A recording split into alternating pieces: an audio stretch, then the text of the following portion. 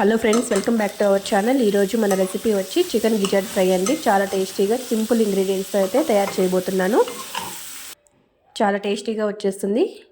దీనికోసం అయితే నేను మిక్సీ జార్ తీసుకొని అందులోకైతే గసాలు, దాల్చిన చెక్క, అలాగే లవంగాలు, ఎండు కొబ్బరి, వెల్లుల్లిపాయలు, అలాగే ఉల్లిపాయలు కొద్దిగా ఎక్కువగా తీసుకుంటున్నాను.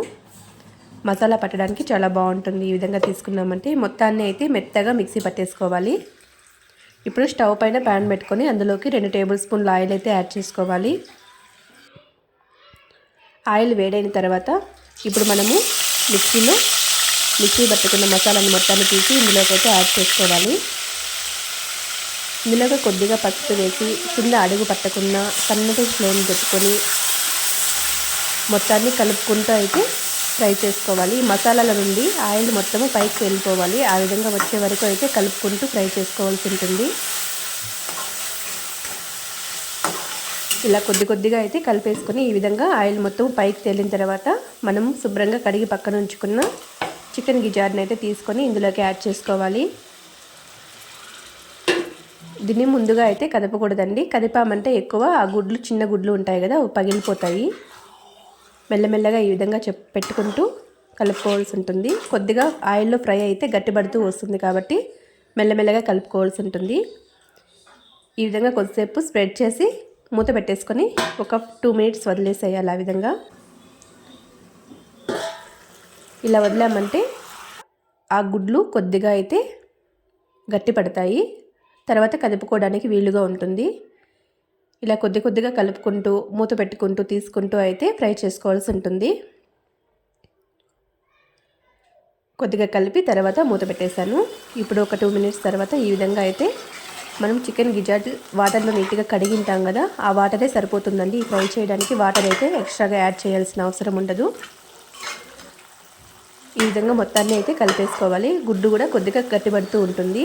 ఈ స్టేజ్లో మనము కారపొడి, అలాగే ధనియాల పొడి, టేస్ట్కి సరిపడా సాల్ట్ కూడా యాడ్ చేసుకోవాల్సి ఉంటుంది.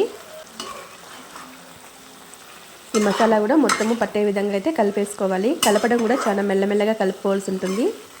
ఎగ్స్ విరిగిపోతే బాగుండదు కదా.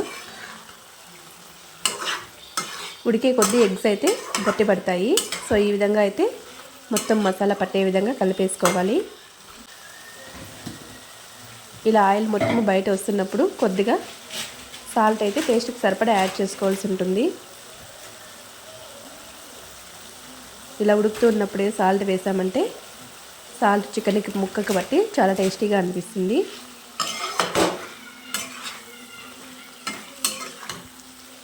ఈ విధంగా బాగా కలిపేసుకోవాలండి. మసాలా మొత్తం కింద మాడిపోకుండా చూసుకుంటూ కలుపుకుంటూ ఉండాలి. ఎక్కువసేపు కలపాల్సి ఉంటుంది. ఎందుకంటే మనం వాటర్ యాడ్ చేయడం లేదు కదా, సో కింద అడుగు పట్టేస్తూ ఉంటుంది లేకుంటే.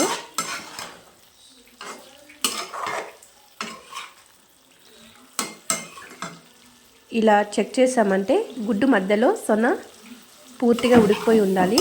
ఆ విధంగా ఉడికిపోయిందంటే ఫ్రై రెడీ అయిపోతుంది. ఈ విధంగా డ్రై అయ్యే వరకు అయితే వేయించుకొని తీసుకొని కొత్తిమీరతో గార్లిక్ చేసుకొని సర్వ్ చేసుకున్నామంటే చాలా అంటే చాలా టేస్టీగా, స్పైసీగా చాలా బాగుంటుంది చికెన్ గిజార్డ్ ఫ్రై అనేది. ఈ విధంగా చేసుకోండి. Thanks for watching friends. Video నచ్చితే ఒక లైక్ చేయండి. అలాగే నా ఛానల్ని సబ్స్క్రైబ్ చేసుకోండి.